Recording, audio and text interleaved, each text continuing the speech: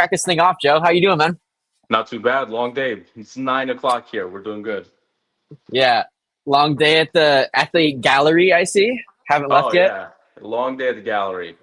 Hour got here a couple hours before we opened. Did some opening procedures, took care of some animals, got opened up. Did some Yeah, quizzes for my asynchronous classes, and now we're here.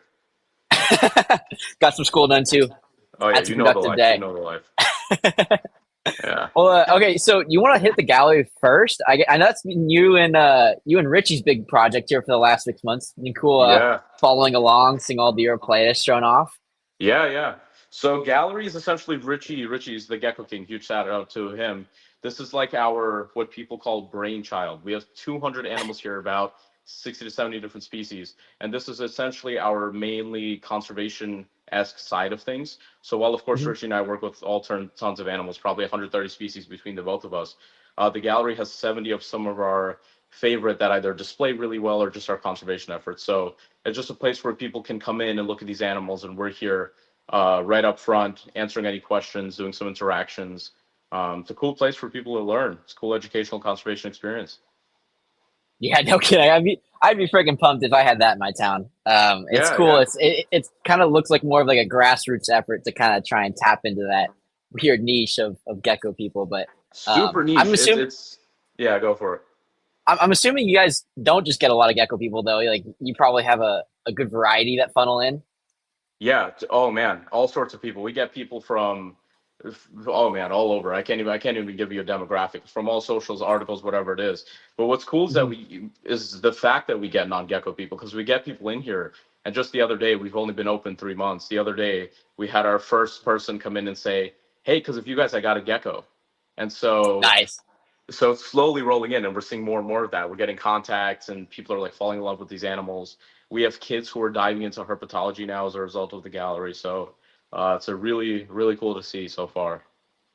That's awesome. Yeah, Um, yeah. what did you want to talk about some of the species you guys have over there right now, or just talk about like how the general like curatorship is, or how it's like curated, I guess, Yeah, thus sure. So far. you meet us at the front desk, me and Richie. We Hmm. have tickets here, and then you kind of walk through. So we have a little section where we have some anoles, just because we have some diversity here and there also. And then from there we go into a bunch of Australian stuff. So we have Aussie velvet geckos, Australian leaf-tailed geckos, Carphodactylus, some really cool Hmm. species because Australian species are just super funky and fun. And then you have a couple odds and ends, some skink species, and then you get to what I call my uroplatus corner. So I have, I think, 11 species here on display, um, Hmm. or 10 species here on display of Uroplatus, which is really cool. These animals are doing great. They're breeding too, so we're actively producing them here. Super Hmm. fun. Then we have a whole thing of day geckos. We have some Nemaspa psychedelica and some Shinosaurus, which are two of our most interesting conservation projects. So a huge diversity. It's kind of sectioned out into genus, kind of, or maybe type of lizard, but huge Yeah, diversity. that's sick. What Yeah. I guess what would be like the most popular non-Europlated species for people to see? I guess to your guests, and you can talk about like maybe like just like the average guest family that comes in. I guess what they gravitate towards on the non-Europlatus front and what they kind of gravitate towards on the Europlatus front. Oh yeah, so there's two. First, my Colodis petiagorai. Those things are always Yeah. out front, ready to greet people. I'll open the door, they'll come out, they'll eat, they'll tongue feed. So it's a really cool interactive experience for people. People love those. And then the second one is the Shinosaurus. We have a big paludarium with the Shinosaurus. There's guppies in there like crazy. It's built out, Mhm. naturally and whatever. And so it's front and center. So people will gather around that because it's really cool to watch them swim. Um, as far as your platis go, I think, funny enough, the favorite has to be either the satanic leaf-tailed gecko, obviously, Yeah. or Uroplatus aluaudi, because I have one male who consistently sits with his head poking out of the tube, and he just watches He's got people his walk by. spot. He's Yeah, got his yeah, yeah. spot. Every day, same spot. So people love that. My the Pishmani, I'm sure you've kind of experienced the same thing with yours, are very similar to that, where they pick their spot and it's just like Yeah, every day, there it is. And they yeah, kind yeah, of they don't hop around too much during the day, yeah. which is nice. I Like you have, kind I of have, always uh, know. I have pitch here too. They're completely unseen most of the time, though. Oh, I have, yeah, no, it's a mixed bag with mine. Usually there's one or two that are consistently out, and all the others are Yeah, yeah. unfortunately just fucked off in a cork tube somewhere. That's how I convince myself to get more, because the more I have, the more likely there is for someone to be out. You increase your odds. You better your odds the more you Yeah, I have like odds. with seeing them. I like odds. It does seem to be an odds game with them. Hopefully we can play 100%. those this next year. Yeah, yeah. And also, the lights are on a timer, so if you see him start going out, it's not a ghost. Yeah, yeah. You starting to ramp down your schedules now? It's getting a little later. I feel like for me at least, where I've it's definitely I haven't my production on eggs is definitely slowed now. It's in September, and I've definitely started to see things kind of lose interest with one another, and so I've been kind of bringing it Um, down a little bit over here at I least. think, I think for us, it's a little bit of the opposite. Funny enough, um, because with the gallery move, of course, things were at least for the gallery animals, and the other facilities, it's a whole different story. But here in the Yeah. gallery, especially the uroplatus, because the move required a lot of cage moving, things like that. Of course, the animals kind of took a hiatus. But because Yeah. the room is warm, it's almost like the gallery's lagging a couple months behind on the seasons. So it's nice Hmm. and warm here. So the animals are producing pretty well right now. That's great. Yeah. I can see you got a kid out with like a mini split and all that, and Yeah, yeah, that thing, yeah. It's yeah, useless. yeah, Terrible. it'll be cool to see how you guys do. It'll be interesting because you guys got a lot of different species to juggle in there. Um, 100%, yeah.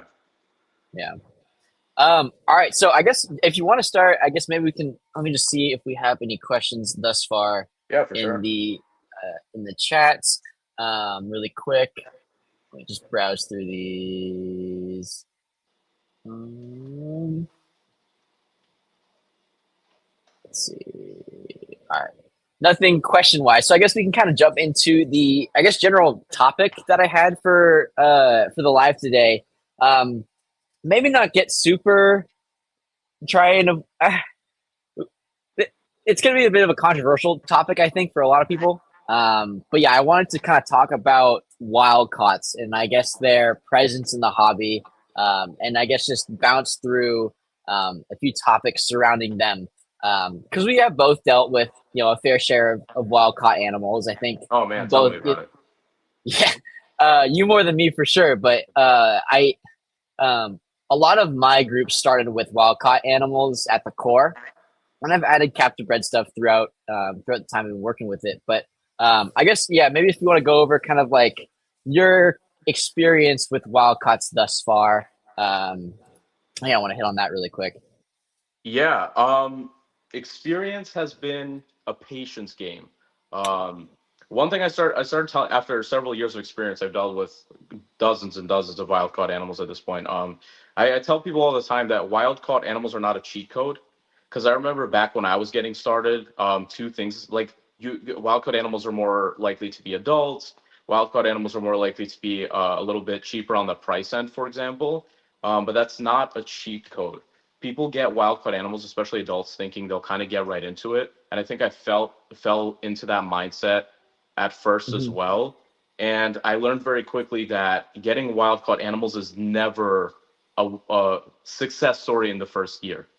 Um, you're kind of signing a contract that you're willing to take care of these animals and get them acclimated, and you might not see any eggs or any breeding behavior or anything else for a long time. So my experience has been a huge patience game. That's been my general experience too. Like the time and money you save by getting an adult animal, you're gonna end up paying for it, having to cycle the thing, having to Yeah, establish it, and get all yeah. that work done. Um, uh, is there? So I guess the handful of species, the wild caught species you see most consistently are probably like Fimbriatus, Lineatus, Cicore. Yeah. Is probably a mix of those three I see the most consistently. Fantasticus too.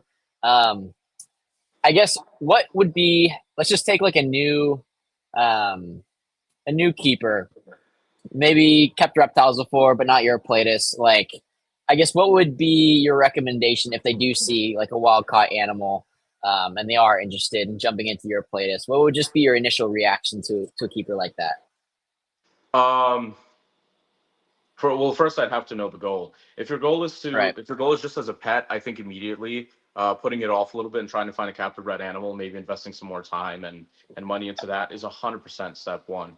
I hate to see people get discouraged by wild caught animals and then step away from what could have been a really cool niche interest, being the genus. There's a lot of people that I've seen be severely discouraged after having bad luck or bad success with a wild caught animal. For breeding purposes, I also really recommend people to start keeping one first.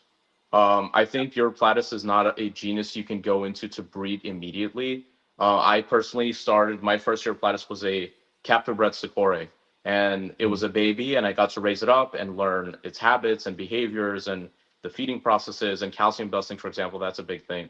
And so these experiences with an animal that's more tolerant of mistakes, being a captive bred animal, are really important and essential before jumping into wild caught animals.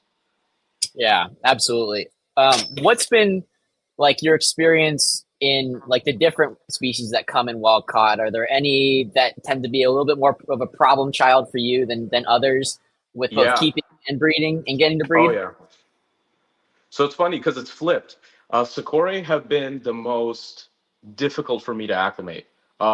Sakura, I get when I have gotten Sakura for bloodline and genetic diversity to add to my collection and whatnot. I've found that I've had larger rates of loss or animals that come in that look really bad as far as Sakura goes. Sakura are very they experience very heavy seasonal changes in the region they're from in Madagascar, and so one of my hunches is that because of that they don't handle the flip very well. Mm. On the contrast, when you do establish Sakura, they tend to be fairly good producers. Not in the first year, but they tend to produce well. Um, Mm-hmm. in contrast to that, Seimedi have been very hardy as far as wild caught animals go. I've had very little problems acclimating Seimedi, but I've very rarely had Seimedi breed as far as wild caught animals go. Yeah, that's been my experience with Sakura as well. Maybe not so much in the loss department. I'm not getting fresh imports a lot of the times. I believe the wild cut Sakura I've added have either come from you or someone like Jay or Yeah, yeah. reptile the direct another importer. And it's that first year of just figuring them out, get them back on your schedule. Do you notice, like, I mean, for me, like the biggest problem child with wildcaughts, I think, was with lineatus. Um, for me, they were a little bit weird. Like they took. I remember texting you when I first got my very first lineatus were wildcaughts. Yeah. I remember they took a little bit to actually get going and actually start eating, which is kind of funny looking back now how well the lineatus eat compared to everybody else. They seem to be the most aggro. Oh, they're But crazy they seem to, hunters. yeah, they seem to be one that needed that time to get start rolling, um, and to breed especially. Like that's the biggest thing is that I think I got Sakura to breed the year. Maybe it was maybe the way the seasons timed it kind of worked out, where it only Possibly, took yeah. like 6 or 7 months for me to actually get eggs out of mine. But Mhm. Lineatus took like maybe like over a year to get established here first, and then they started getting rolling. Yeah, Leaftail, in my experience, have probably the highest rate of coming with scarring Yeah. and like bite marks. I don't know if you've noticed that, but Lineatus especially, they tend to have nasty attitudes. And I've seen like my pairs when they crawl on top of each other or something, they're very prone to kind of nipping at each other. They get upset. Yeah. And so it's a combination of that. Maybe it's a combination of their slenderness and agility in the wild, but they tend to come with a lot of wounds that I've had to deal with. I'll say that about Mhm. Lineatus. Yeah. I no same here. I've gotten my a couple of mine that have come in with strange impediments like that. What was I gonna say? Um, yeah, no. So on the scarring thing, now like because I used to keep my lineatus in a 2.2, and I came into the tent one day. I hear the shrieking coming from their enclosure. Yeah, I run yeah. over, and two males had each other like in a headlock, um, each biting the other's head. And yeah, that was the end of that. So I split those up, Yeah. and it was weird. Yeah, I definitely noticed like every now and then I'd see a little scarring on the face of the males specifically. The females seem to cohab okay, but yeah, it seems like one where the males which is weird for uroplatus on the whole, but Yeah, they yeah. seem to be a species where the males tend to not favor each other a I whole think heck that's of a lot. complete. That's an interesting point, and not to get too off topic, but like with my Fimbriatus, I have best success as far as breeding goes, keeping them in 2.2s. But Really? Lineatus, I've not been able to keep in more than a 1.2. I've Okay. almost always discovered the males fighting, so it's very species dependent, and the Mhm. genus as a whole is very different from each other as far as species. Yeah, no, that's absolutely the case. Um, and then back on the Sakura thing, I almost wonder where some of these. I mean, they are a more sensitive species. Like when I was hearing more about like when I was reading more about like kind of like how they're collected and like the timing of it all. I want to say that the reason why Europlatus are like can be so weathered when they finally do make it into the states is that they're the first things that the collectors grab off trees. Like they have to Basically, be super opportunistic when they go out and collect these things to meet their quota or whatever. The chameleons are easy; they know where to go. You can usually find those at any time of the day. But the Europlatus can be more challenging for for obvious reasons. So I think they're a little more opportunistic. So they're sitting in the in the collection areas for longer before they do come in. And maybe it's just the case of Sakura succumbing to some of that stress because I'm guessing the collectors aren't up in uh, higher elevation and rainforest and stuff. They're probably in the villages and all that, a little yeah, warmer over yeah, there. And yeah. so I bet they do. I bet that species specifically does take a little bit more of a beating prior to coming in. And I'm sure another thing I was thinking about is I'm sure time of year matters a whole lot. A hundred Like, percent. That's something else we could get into. yeah, let's talk about that. Time of year, like you got like for Europlatus because Madagascar is so cyclical. If you are deciding you want to get wild caughts and start a breeding colony, it's probably the most responsible thing to do with them. Um, Timing matters a lot. I'll just say Yeah. that. If you want to go into that, what's your thoughts on how to time it? Oh man, so Madagascar seasons are flipped. So drier, colder seasons are generally during our wetter, warmer seasons. Um, I've noticed that animals that come in from during Madagascar's warmer seasons or breeding seasons, I'll say, they'll sometimes come laying. So sometimes you'll get air quotes lucky with eggs. Typically, when females come, they're already stressed, and so the egg quality may not be as good. And sometimes the eggs don't make it, and sometimes females tend to crash after laying. And also, parasite loads tend to be probably slightly higher amongst animals that are collected in the summer months. Just in general, the metabolism of the animals are higher, and parasites produce better in warmer temperatures. So I've noticed quite a few things as far as that goes. Um, Generally, I try to get animals that are imported on the cusp of cooling or towards the end of cooling. They seem to come in a little more full, but maybe that's anecdotal. I'm not too sure. I'd like to hear what you think. Yeah, I was thinking about this, um, and what I was trying to like think about is like, okay, what's the best chance for success? I think it may differ species to species too, but for me, I'm thinking a little bit about like the hydration of the animal. I think the lack thereof is what'll kill a lot of these imports first, as opposed to parasite load and how much meat they have on their bones. Is at the end of the day, if they're dehydrated, I think that'll take them out a lot quicker. So I'm trying to That think about definitely, like yeah. I'm almost thinking about for at least Sakura and some of the cooler species like how do I maximize the hydration of this gecko? Like what weather almost lends itself to maintaining that before they come in. Um, and I don't know, maybe that like first month after it starts to get a little bit wetter, a little more humid, and temps start ramping up is almost waiting for that month is almost a good thing. Yeah, Um, exactly. Yeah. if they're Because allowed to also rehydrate themselves from that dry season. that, and also animals that are not healthy don't make it through a cold, dry season.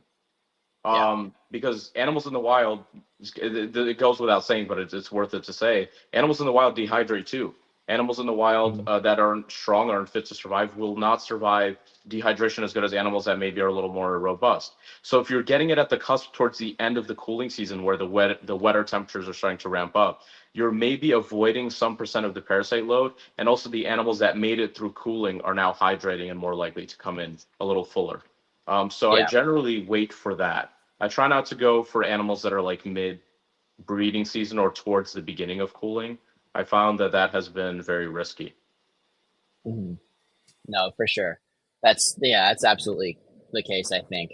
All right, I guess if we want to transition now, I guess so if we want to hit back on like what kind of keeper do you think like wild caught animals are for? We might have hit on that when we were talking about who they are not for, but I guess describe like the perfect keeper for a wild caught animal per se. I think the perfect keeper is either someone who's essentially already maybe tried keeping some captive bred offspring, or has dealt with Mhm. animals that are also kind of volatile as far as the health department goes, maybe dealt with sensitive animals, because these guys are sensitive and they need very specific care requirements without too much give as far as mistakes go. So anyone who has experience in some finicky animals, I think if they want to give it a shot and they've acclimated animals before, I think this could be a cool niche for people like that to dive into. Um, Mhm. I don't want to discourage people who haven't because there's a first for everything. But I think Yeah. if you're willing to dedicate enough space and talk to enough people to get in several wild caught animals and properly acclimate them, that dedication alone is probably an indicator that you're a good person for these animals to go to in some sense. Yeah. No, I agree. Another thing about wild caught is that there is an absolute difference between people that pick up wild or long term captives and fresh, wild caughts too. Yeah, So yeah. for a newer keeper, like I wouldn't necessarily discourage them from picking up a long term captive in the same, in that same vein. I would feel fairly comfortable with recommending, a long term captive as well. From somebody responsible that's done the work Yes. Yeah, I agree. as well. So I don't want to, discourage people and fear monger over that. Yeah, yeah. Um, LTC versus wild caught is very different, especially if you kind of hit it on the head. It has to be someone reputable because anyone could call an animal LTC. But if an animal's actually LTC and has been through the proper processes and it's someone reputable, a lot of these animals are just incredibly strong and they've been through difficult times and they pulled through, and that's an indicator of good health. yeah. No, Yeah. yeah, my very first Sakura pair was a wild caught.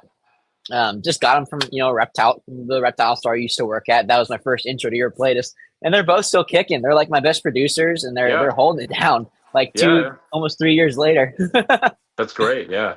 yeah, they're thugging it out Yeah. It's this crazy. long in. They still have the wild Um, left in them.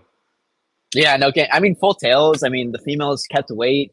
My best eaters too. Like, Yeah, it's yeah, great. no, I might have gotten lucky, but um, so being somebody that does bring in a lot of or puts hands on a good number of wild caughts. Like, what's your process? After you've gotten, say, like a more fresh wild caught animal, like how do you go from A to B where you're comfortable, maybe introducing it to your breeding colonies, that kind of thing? Takes a while. I first of all, I avoid naturalistic in the initial process.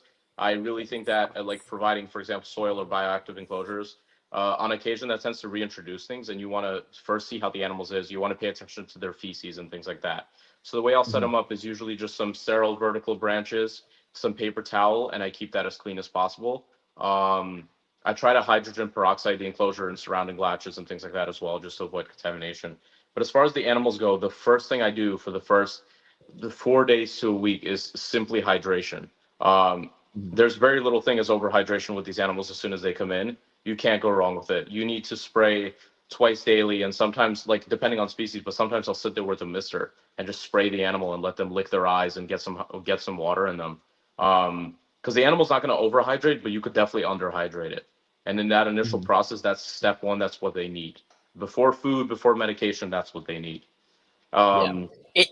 I bet it's easy to maintain the hydration of an animal, but it's difficult to play catch up. So I think that's probably step one there. It's yes, just playing yeah, that's catch up. exactly So. right. Yeah, because a lot Mhm. of the times after an animal gets to a certain point of dehydration, the bodily processes have already tanked.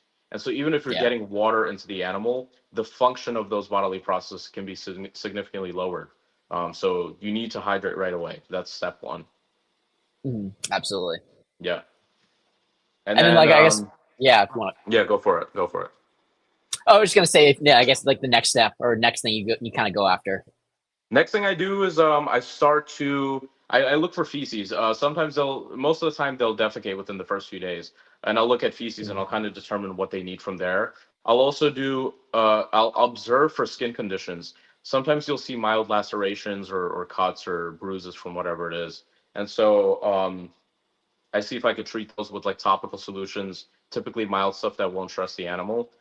Getting rid of abrasive stuff prevents infection, especially if you're misting so often and hydrating the animal. You don't want a humid, stagnant environment when the animal has open wounds. So I'll try Mhm. to remedy some of those. And then after that, I start to introduce food slowly. Okay. Yeah. Yeah.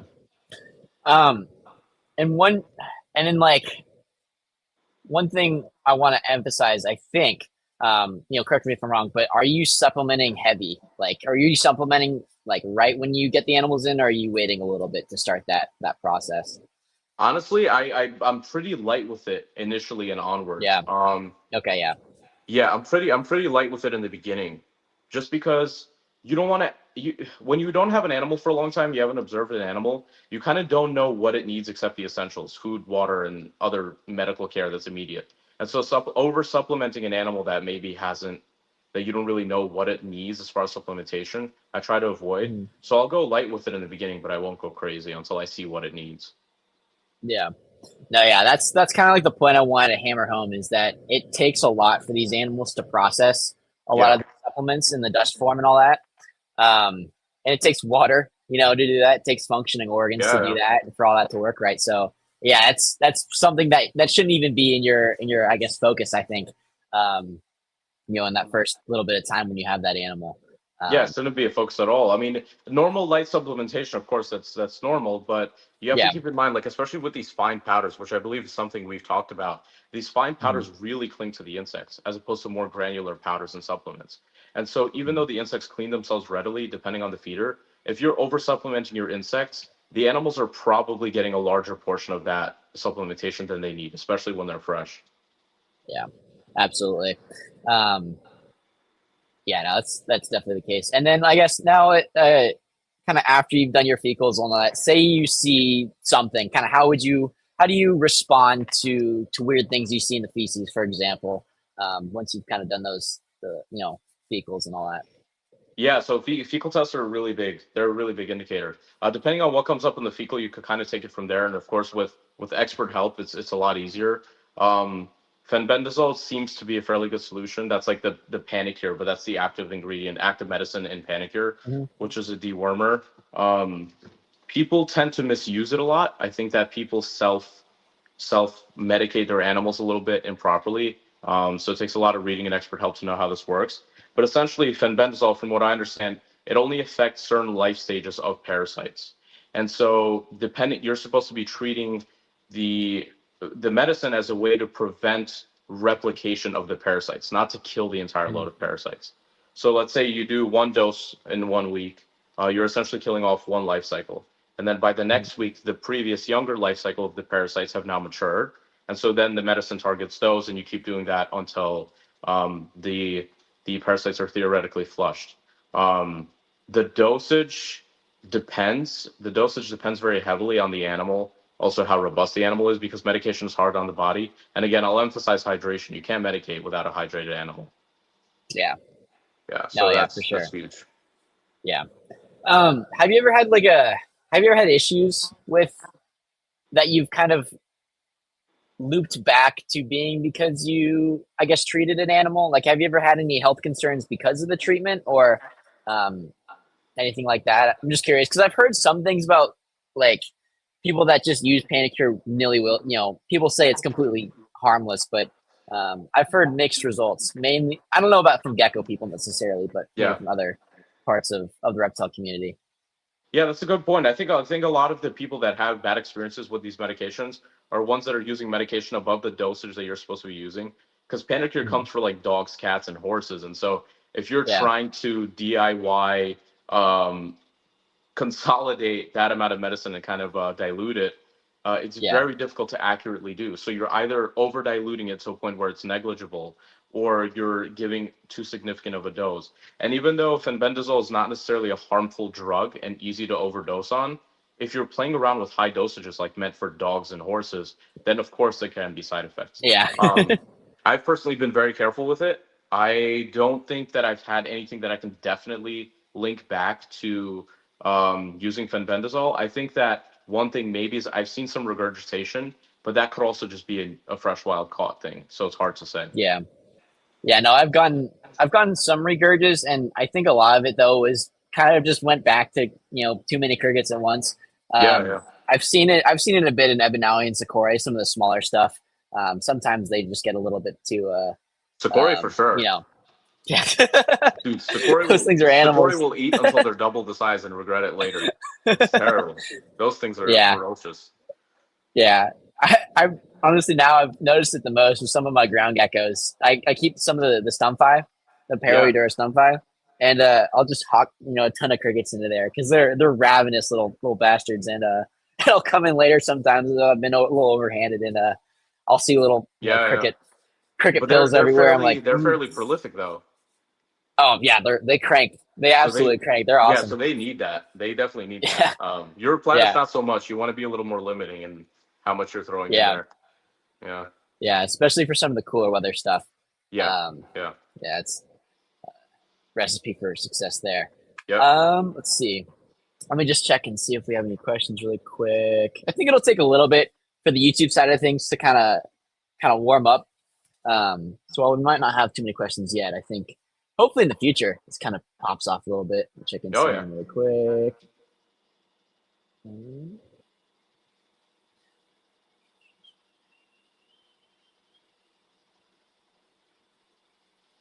Alrighty, let's see.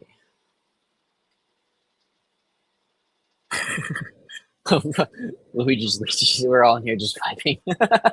Yeah. No, Rob is great. He visits you guys fairly regularly, he tells me.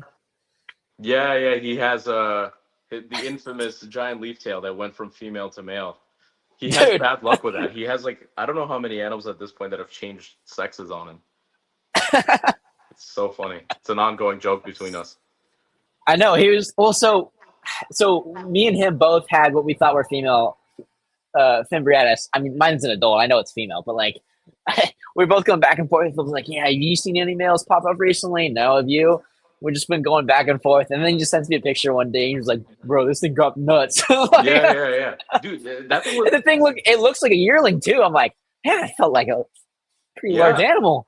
Yeah, because I have uroplatus drop nuts super early, and then I have uroplatus that are like super late bloomers. It's insane. It's crazy. Yeah, I mean, it's one of those things where it's like for a lot of the species what you got, but for those question mark species, I feel like Fimbriatus is pretty challenging actually. But Completely challenging. yeah, Yeah. it's I got a good laugh out of that. I don't know. Do you want to transition? Maybe talk about kind of how your season's gone thus far. Could do some chats over there. Yeah, Transition sure. from the wildcaught discussion. Yeah, yeah. Season's been good. A little bit slower just because of all the moving and lack of pairing of the animals during the build out of the gallery. Ebanawi popping off, obviously. Um, Sakura I've had a bit from Medi. I'm putting together some captive bred groups now. Yeah. I got out of Lineatus for a while, but you probably remember I produced some a while back. And so Yeah. I've had a new pair I've acclimated for about 6 months now, and the female Nice. finally seems to be ready to start producing. So we're going to be trying Yeah. to introduce those soon. Lineatus were so Fimbriatus, annoying for me to get going. so annoying. Oh, they suck. As long as you wait, you're okay. Yeah. It's Yeah, literally you just gotta be waiting. patient. You just Yeah, gotta be yeah. patient. Yeah. Fimbriatus though, good luck. Yeah. I'm next year's looking on a little ominous because I'm gonna get I ended up buying a wild caught male, but I ended up locking down a captive bred male. I'm really excited to bring in here pretty soon. So I'm just hoping, like, okay, these things, they've captive bred animals. This should work. They should be compatible. But I know you've gone Dude, through the I ringer have with 4.4 Fimbriatus. captive bred adult Uroplatus Fimbriatus, and those things are annoying. But then None of again, them. None of. no, they're like showing some signs, but then not really, and it's a whole thing. But also, I think it's the way they've been cooled. So even though it kind of sucks that they haven't produced anything this season, I didn't get to cool them personally. I got them from other people, obviously. So now that I have these animals and I'm going into cooling, I kind of know what I'm going to do to lock them in for next season. Yeah. So hopefully next What season is going to be the kicker. What'd you do last year, and I guess what's your strategy for this coming year? you don't mind me asking. Yeah, so last year was just a general temperature drop and a little bit drier, but I think where I fumbled the ball is coming out of the cooling. I think like there seems to be a period of time where Fimbriatus really get down to business, at least from what I've heard talking to people and from things I've seen with my own animals. So if you kind of miss the introductory period of like mating with the Fimbriatus initially when they come out of cooling, the males tend to kind of lose interest a little bit. Um, Mhm. so my goal this cooling is going to be to separate the males completely, um, and I want to drop it a little lower than I initially did. And I think that coming out of cooling, I'm going to do a lot of cold water misting, is what I've heard talking to people. They need some Interesting. cool rainfall because where they're from, cool like drafts and cool rainfall comes in, especially out of cooling. So even though their temperature starts to rise and the hydration goes up, they do seem to enjoy the cool water rainfall sessions. That's really interesting. I've never heard that before. That's Yeah, definitely that's a really interesting strategy. But no, so your take on the so I had Hunter on a week or two ago, yeah, Hunter Graham, talking about Sakura and kind of things that we wanted to change for next year because he had a year he wasn't too stoked on, and I think the one thing that we kind of latched onto is that the Sakura too, how we were talking about this window where they've gone through cooling, the males are they've produced sperm, because that's I think they need that cooling. Male, I think we were talking about how important cooling is just specifically for the males themselves. oh yeah, yeah. For spermatogenesis, right? So we were talking about how we think like there is that window where the sperm is still viable, Yes. and like once they've gone through a little bit of heat, you know, their viability tends to drop off at some point. So you have this window for success there with some of the colder stuff, That and I that guess it that seems to be the 100% has case. viability. Yeah, and also I think that behavior is a behavioral thing also because males that I think you talked about this also how you started separating males for cooling, but males tend to lose interest in females when they've been housed together too long. Mhm. I hear some good successes from, but it's kind of that's another thing that's very anecdotal because there are some people who have good success keeping them year round, and some people that Yeah, say they remove males every few months and reintroduce to give them a little bit of excitement. Um, yeah. I don't know, but it's interesting. I Yeah, I don't know. I don't know. Honestly, I haven't really solidified my stance on separating males. I've done it for some species. I haven't done it for others. I think on species where like I just don't know because it is, especially when you get into some of the larger species, the hanks, the fims, it can be kind of challenging to lock down where you're going to separate males to. It's just more of like a space battle Yeah, with it is. where you're going Yeah. to stick all these big geckos. Yeah. For Lineatus this past year, I kept all my Lineatus together through cooling and then out of cooling, and I had a pretty good year with them. Mixed success with newer pairs, but the pairs that have been here for a while, at least in my possession, did really well this year. It seems like. Oh yeah, man, you were popping Um, them out. They were great. yeah, I was pretty bummed though because this past clutch for some reason just came out weak. I'm not too sure what happened. I think maybe the egg box got a little dry or something. Oh yeah. Ended up losing both those females. Super bummed. Yeah, Not that sure what sucks. happened there, but it just seemed weak out of the egg. But anyway, no need to ramble on that. But no, yeah. So I wonder. I think my strategy. I think I'm gonna try a mix of both, where I kind of introduce males. I think your golden window is like a month before you pull everything out of cold temperatures. Would you kind of agree? Is that when you think the window starts? I guess. Yeah. Say that again. Let me process that one more time.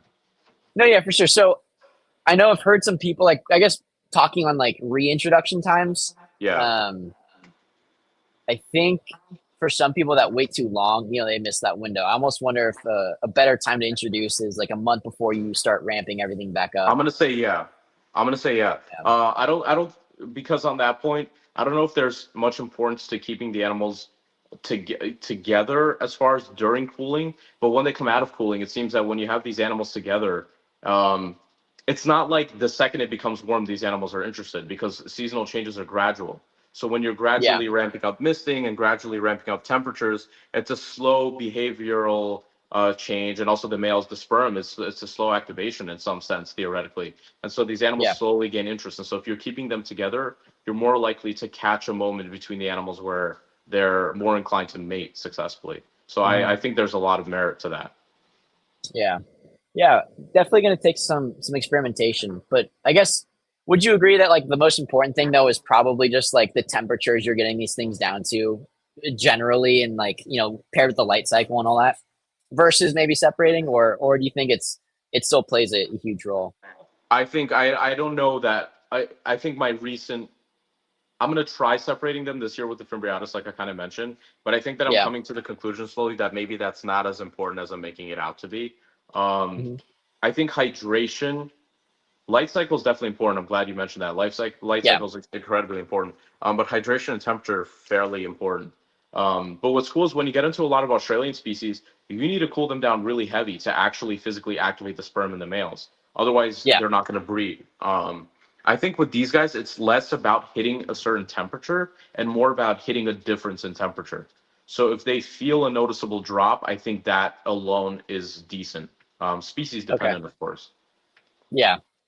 Yeah, and it seems like people, I guess, I don't know, people in Europe always say like, "Oh, Hank, I breathe the snot out of these things." They're obviously not super common in the states yet, but like, they tend to be a species that warmer temperatures generally Yeah. in the wild, Ebb and Maui too, and you can see how people produce those things like crazy. It's usually the cooler weather stuff that gives people a little bit of a hard time. Um, uh, so maybe it is just like the difference or that delta um, in average temperature. Yeah, yeah, I think so. I also think that the one other thing that I really recently kind of noticed is I believe you hand spray your animals as far as you have a mister, you mist your animals, I do right? both. So for my adults that are permanent enclosures, I do an auto mist, but I also do hand mist those same enclosures from time to time as well. Um, Yeah, because I'm Mainly for the only plants and hand all. misting these animals at this point in time because I'm here every day. I like to Yeah, hand mist. Obviously, I have the big backpack, the battery operated one to dude. charge it up, Do you have the same one I do? Or a bigger one. yeah, you got more cages to do. Mine barely cuts it. 3.5 gallons barely cuts it for the stuff here. So I imagine yours. Yeah, Oh, you got to refill that dude, thing. mine is like what 6 or 7 gallons maybe. I don't know, and we fill it up like 2 3 times. It's insane. Um, but yeah, we're spraying things like crazy, and it takes maybe an hour. But I like to kind of go in and I'll like water the plants individually. Kind of take time to mist them. If there are any animals, especially going back to the wild caught ones, I'll sit there and mist them for like a minute because they really enjoy that.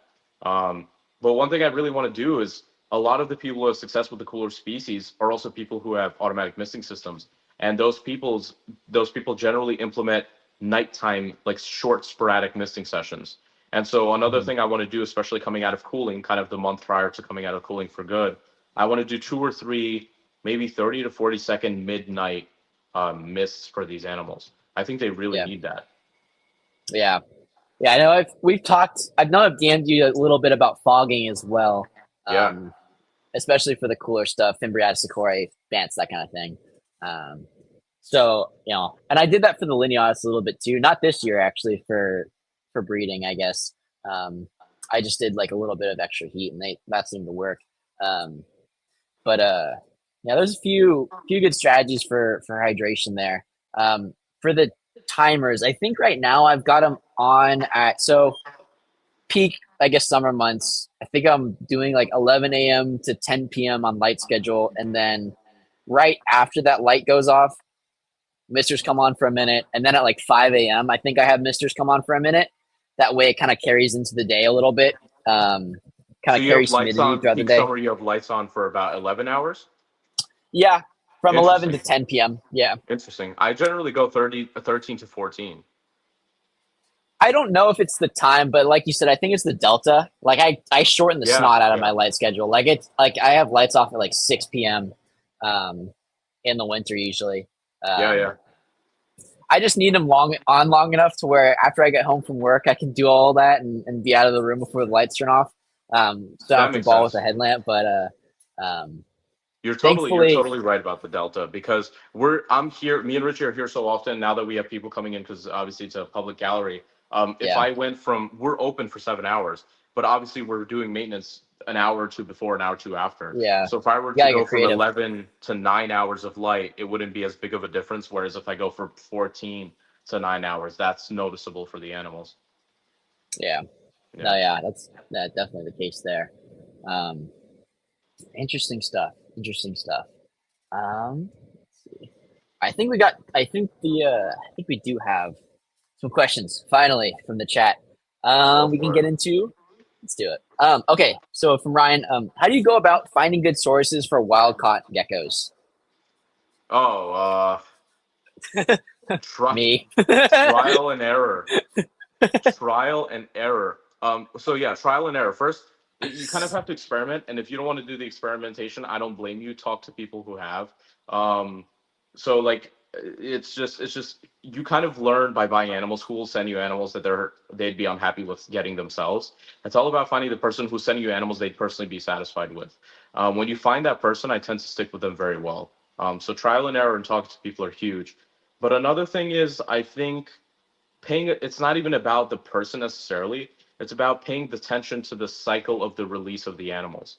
For example, if there's a release of animals, wild caught animals that just came in early July, for example, sometimes it's not about the person, but it's better to wait a month or two after that initial import to start acquiring those animals, because typically the first few months are very volatile as far as health goes for the animals. So sometimes the weaker individuals will slowly get weeded out in some sense, and so Yeah. it's a little bit of a patience game as well. Yeah. No, I think you got to consider all those things. Um, absolutely. Yeah, I'm trying to think what I was going to say. Obviously, I mean, take note of the pictures too. I mean, yeah, if you find somebody that will send you, individual pictures and all that, I mean, it's definitely like the best thing to do. I would say is just be picky, um, and do the best homework you can. You almost have to play detective, half the time 100%. Yeah. to figure it out. And then But another two things I'll mention just quickly is one, reviews are fairly helpful. If someone is getting notably bad reviews nonstop, maybe that's a sign that they're just not doing things properly. And another yeah, thing is I like to go with people who focus on a niche. So mhm, there are some people who import everything under the sun. They import everything under sun. They get them all times of the year from all over the world. And you just, no matter how, good you are with animals, you can't physically take care of so many animals and so many different types that are as volatile as wild caught animals are if you're doing so many things. yeah, Generally, I found that maybe importers or breeders who are working with a select genus or a couple of genuses, they typically allocate their care and space to those animals specifically. yeah, yeah. I agree. I'm definitely thinking of a couple off the top of my head that absolutely applies to. Same, Um, same. and like, I mean, sometimes with these importers, like you said, it's everything under the sun. Like you never know what that cross contamination and stuff, or Yeah, how they kind of treat quarantine protocols and all that. You just don't know. It's just one big question mark. yeah, yeah. I also, um, and then like a final thing I'll kind of say is if the person, if you're focusing on such a niche thing, you typically document things a little bit better, because to focus on such a niche things, intrinsically you'll have to have an interest in that thing. So a lot of times these importers that focus on such niche things, they'll really document and keep track of things that they do, things that are successful. They'll be more willing to share. If you find someone who's more open about the wild caught animals they have, that just means they know more about those animals, and that's always a positive indicator. Yeah, no, totally. Um, but yeah, I mean, like, and then just the obvious, right? You just got to look at pictures, see Yeah. how, got to look at the nose. I'd say the biggest, what do you think, like, the biggest, like, if you're just looking at like a picture of a gecko, what are like the top 5 things you would just look at these things? And if those are good, then generally you might be set. To me, okay, I'll play devil's advocate a little bit. I'll go about top five things or top few things I immediately discard of the idea of purchasing the animal. Like Yeah, yeah. complete red Go flags. through your filters. Yeah, go through your Walcott, First, your playlist filters. if the tail is severely, if this tail is obviously not in good health, because that's a really good indicator that I'm not entertaining the idea of that animal. Or sometimes if the tail is missing, of course that's a little bit nuanced because you look at the rest of the animal. But if the animal already looks iffy and I don't have the indicator of the tail being there, that's I don't mess with that. Two is spine. The amount of I was at a show one time and someone bought a Fimbriatus and they were like, "Look at this cool design. There's a black line down the back." I was like, Oh that's not a no! black line, that's the spine. And he was sold as a striped Fimbriatus. And Oh, yeah, so if you see spines and you know what I'm talking about, you'll see the yeah. individual spinal plates along the animal. Yeah, so It's spine and pelvis I try to avoid as much as possible. it seems to be most common on Fimbriatus just because of the size of these geckos, but also Yeah. Sakura and Tomete too. I'm sure you've seen. I want to say it's from them just being pressed. Them having them rubbing their spine on something. It's Yeah, like a yeah. physical. It's like a scab, like a spinal scab. The scab After coupled they, with being skinny as well. yeah, Yeah. yeah. It's the combination of them, yeah, losing weight and then the spines kind of protrude, and then they're rubbing either on top of a crate or deli cup, whatever the hell. Yeah, yeah. So I try to avoid that. And then the other thing I'll say is I look at the knees, like the knee area of the animals. A lot of the times, Yeah, like, because obviously naturally in the wild, these animals are jumping. They'll scab themselves sometimes. They'll hurt themselves sometimes. Same with nose rub. But if it's significant to the point where it looks recently open or wounded, then that's also an indicator that maybe the person who currently has these animals is not keeping them correctly either. So if nose rub and knee scraping is significant, I tend to avoid those animals. Um, then, of course, the eyes, sunken eyes, dull eyes, cloudy yeah. eyes, that's immediately discarded. And I like to now zoom into pictures of the eyes because you'll often see mites, if the animal has them, around the eyes. Mm, yeah. The little red mites. Yep. Yeah, yeah, those, yeah. You'll see them most commonly around the eyes, sometimes in the toe pads. But in the pictures, that's Mm, one of the best ways to tell. yeah. I know you see them a lot in I want to say you see them a lot in the flying geckos because of the folds of their skin. They're just Yeah, harbors for those little yeah, yeah. bastards. Yeah. It almost looks like it. I mean, if it was patterned, it'd be badass, but unfortunately, they're not. Unfortunately, right? Yeah. New Um, morph. yeah. Red spot. Yeah, yeah. Red spot. You're playing this. Red spot, black stripe down back. Yeah, great. That's good. Yeah, no, definitely the tail. So speaking on the tail, it's a huge indicator of stress for me at least. Um, I vended a local show, the only show I've ever actually brought uroplatus to like display on the table. And I noticed in like a number of my Sakura that I brought, that tail by the end of the show was just like shriveled up and like Yeah, curled in on itself. It was yeah. awful. And I've never brought him to shows again just because of that. It can be a huge indicator of stressors and stuff like that. And you do see that tail curling in a lot of the fresh stuff. It seems like. Definitely, and also that's why it's so nuanced. Because if you're at a show and it's a reputable person to capture red animal, the tail being curled could just be stress. And if you're looking at the animal and it Yeah, otherwise looks completely healthy, that's just something you have to chalk up to like you vetting the person and knowing who they and yeah, are, no, whatever. all my animals bounce back overnight. They So almost, yeah, it they almost is. always do. Yeah, Yeah, there are some of those animals though that like if it isn't just like a random it's because I'm in a deli cup for 12 hours kind of stress, then it can be kind of chronic. It seems like, but for a lot of stuff, it can be nothing to stress too hard yeah, about. But it definitely. can be an indicator of just stress point blank. Not that it's always the worst thing in the world, I guess. Yeah, yeah, that's completely true. And then one of the last things I look at, which is kind of funny because I don't really see people talking about this, is the stance of the animal in the photo. I Mhm. like when the animals are off the ground, Mhm. they're standing, because like Sakura and whatever, you've probably seen the animals freeze, or when animals are unwell, they're super low to the ground. The way they move Yeah, is hugely indicative of how they are. So when yeah, you theoretically, when you take an animal as active as a uroplatus for a photo, almost all the time my animals are up and ready to jump and whatever. So if I'm yeah, looking at photos and the animals in every photo is slouched or on the ground, I take yeah, that as a sign of maybe poor energy. yeah. No, I absolutely know what you're saying. It's almost like, how can I describe it? It's almost like a frog or like a slug when you like peel them off of like a piece of wood and they're just like kind of like curled up and Yeah, like it's just like after you peel them off the wood, are they just like sunken up? I mean, for yep, some animals, even healthy ones, it can take a sec for them to pop back up and like be ready to rip and cause chaos. But for a lot of stuff, if definitely, they're yeah, just in that permanently in that like sluggish mode, then yeah, that can absolutely be an indicator. yep. Um, is so going back to the chat here. Is there a species that has surprised you the most in terms of behavior, differing from other typical Uroplatus? Do you mind coming at me with that Typical, again? Look who it is. Yo, typical Uroplatus. yo. ¿Qué pasa? What's up? What's What's up, up? Richie? How's it going, man? We got a little guest pop in. So we got some people. What was that? Are you okay with the people? Yeah, sure. We're on live brands. How many people you guys got? What's up, Josh? What's going on? What's going on? All right, it's the second one I've only done. First one on YouTube, so cut me some slack. I have no idea what the number is, Cutting but you slack. Don't even worry about it. We got some secret guests in here, but keep going. Let's hear it. hell yeah. All right, so yeah, okay, so yeah, back to that question. Is there a species that has surprised you the most in terms of behavior, different from other typical Europlatus? Question from Sticky Toko. As far as surprising behavior, I think Fantasticus are very interesting in behavior. One in the way they stress is very interesting. That's another way. Like when you're purchasing Fantasticus, it's fun because their behavior indicates how they feel. They're very. You probably noticed they're very floppy. They tend to jump very poorly when they're stressed.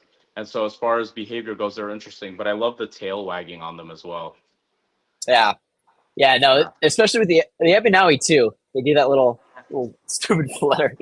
Yeah. I have a whole reel about that. One of the males was going after a female, and he was like wagging his tail back and forth, twitching it. It was Dude, that insane. thing buzzes, dude. If those things had wings, they'd Yeah, freaking take yeah. off.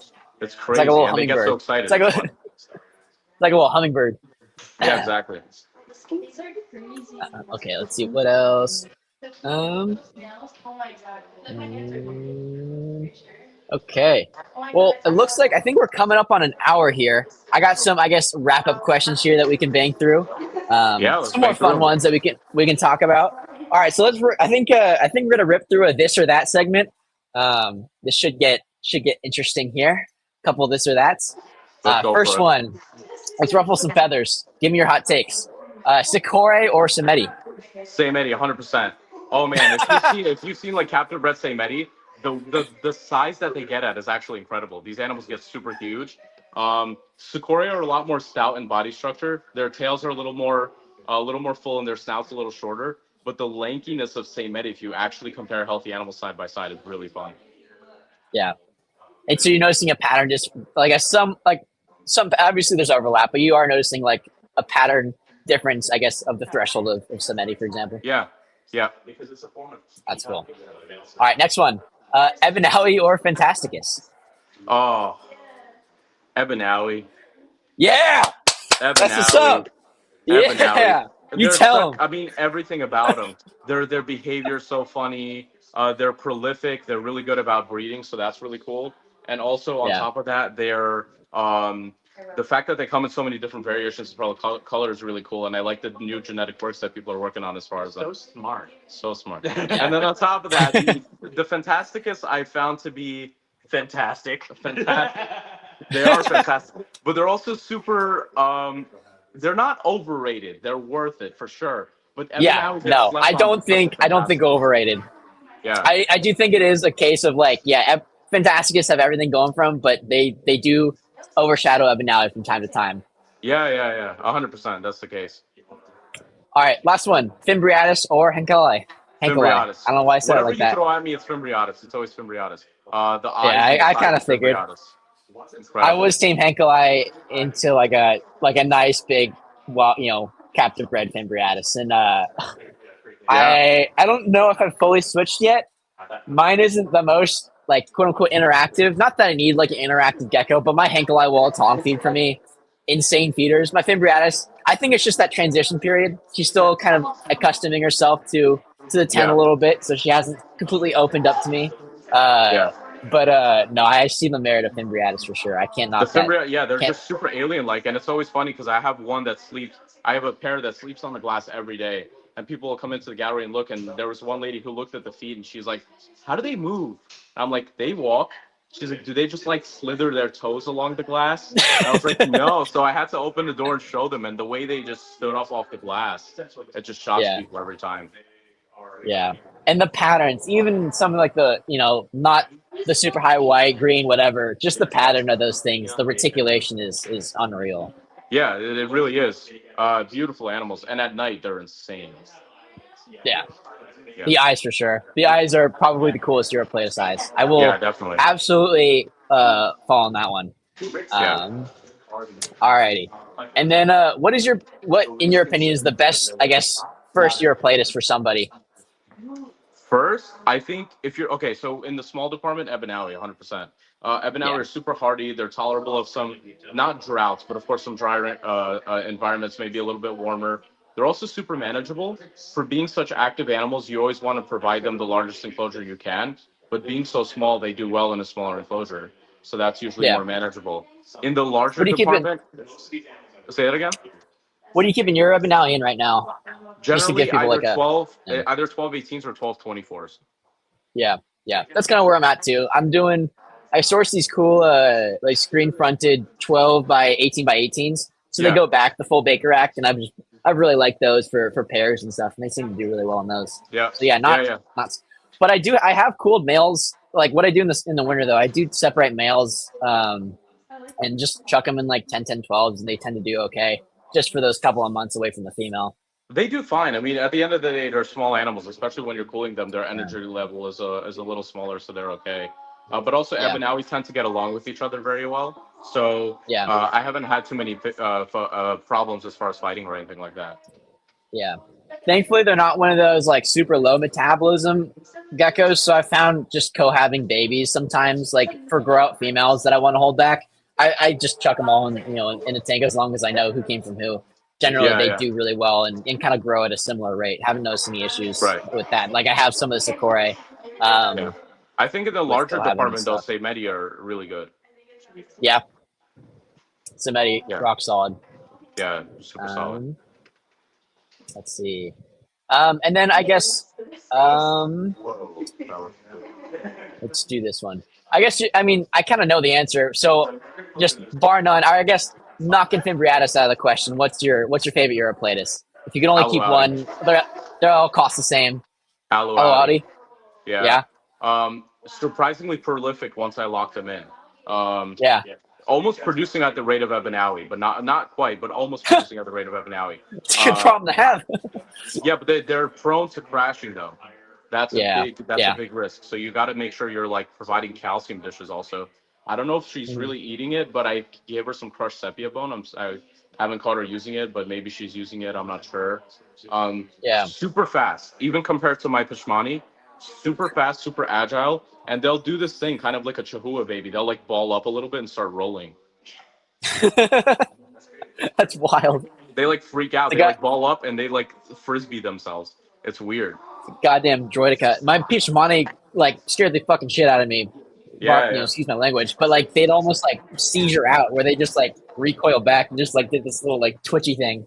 Yeah, the Pachmani are very agile as well, but that group is just super agile animals, very fast for uroplatus. Yeah, no, absolutely. Yeah. Alrighty. Well, I think that does it. Any final comments? What's new with you, or anything you wanna speak on really quick before we wrap it up here? Anything new going on? Well, aside from the gallery, kind of no, but I will say at the end of this conversation about wild-caught animals, I do want to make sure that I'm not discouraging anyone from getting into them. I think these are really fascinating animals, and I don't want to scare people from working with them. They're totally worthwhile. Yeah, absolutely. Alrighty. Well, thanks, Joe, for hopping on. Really appreciate your time here, especially for the first YouTube stream. Hopefully, this becomes a little popular thing. We'll get you back on, talk some shop in the future. I think it's great. I'm looking forward to maybe you talking about some Perodura. So. Yeah. No, do you guys have any at the gallery? Or? I have some myself, but nothing crazy. What species? Stumpfi or? I had some Stumpfi. Had some picked up course, and I had some of the smaller species. I wanted Obiceps at some point, but you know. Yeah. No, Obiceps are the best. He likes those. Yeah. Yeah. Do you guys have Android? Guy. Jack, do you have Androianthus? I don't. Oh. Yeah. Not cool. Yeah, I feel like I got my really kind of dumbed down the genus name, but as a whole, like Perodura is such a cool genus, really diverse. I've got a couple of Pictus too. I'm having a blast producing those. I got my first Oviceps baby though, a couple of days ago. I'm fucking stoked on that. Cool. I think you posted that to your story, right? Yeah. Yeah, I saw that. No, it was sick. They're cool. I just fell in love with that species after seeing that photo on INAT of one like on like a big old rock face, like right over a stream. It was like the cool. It almost reminded me of like one of like the Phylurus, like a Amnicola. A little bit, yeah. Live around rivers and stuff, and kind of adapted to those big near river boulder areas. And what's cool is that like when you look at like Australia, the Carphodactylus are like the basal branch for the rest of the Australian leaf-tailed geckos and knob-tailed geckos. And so in the same way, Perodura seems to be the basal branch of eventually Uroplatus. So when you look at Paradura and their expanded tails, their thicker tail base and things like that, it's been kind of indicated that they're kind of a basal root for the uroplatus genus. I love basil on my pizza. He does like this one. Coming from the crowd. All right, Yeah. Joe, that was a blast. We'll have to get you on here Pleasure. soon again. Really Yeah. appreciate you you kicking it here. You have a good Yeah, night, brother. of course. Anytime. Almost crazy.